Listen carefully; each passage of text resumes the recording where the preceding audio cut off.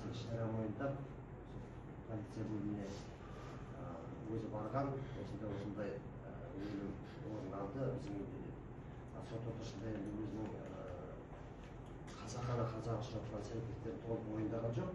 Сіздер айтты, төбелесіп қалған, араларында кекілжіңдік туындаған, соңына еуропаның жәбірленуші пышақпенен ұмтылған, сол пышақты қайыру барысында ішіне кіріп кетті. Одан кейін ар жағы есінде жоқ, қалай өлтіріп алғаны. Бірақ сол үйінде 2 тәулік аса уақыт үйінде жатқан бұл мәйіт.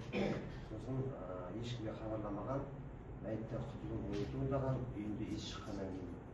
Сосын арнайы шара тауып әкеліп қыс мезгілінде сол мәйітті бүктеп, аяқ-қолдарын шпочпен орап, шөпкеге салып, ізін тастағысы келген. Сол енді куәлардың көрсетулері бар, жаңағы Ақтөбе су энержи мекемесінде қызмет жасайды. Солар мәйітті тартылғаннан кейін үйде ұйықтай алмадым дейді. Осы мәйітпен бірге 2 күннен астам уақыт бірге жатқан. Бірақ іс бойынша жинақтаған дәлелдемелерменен айыпталушының кінәсі толық өз дәлелін тапты. Оның ұялы телефон арқылы WhatsApp желісімен өзінің әскерде қызметте бірге болған Мараш есімді тұлғасына, інісі Зәкенге сол 21 ақпан күні хабарлама жіберген. Ол кезде де өзі алкоголик масан күйде болған, дауысынан да көрініпті, өзі де сол сот отырысында нақтылап көрсетті. Ол менің ішкен күйдегі даусым дейді. Сонымен қатар оқиға болған жерде қарау жүргізілді. Ол кезде де бәрін нақтылап көрсетіп айтқан.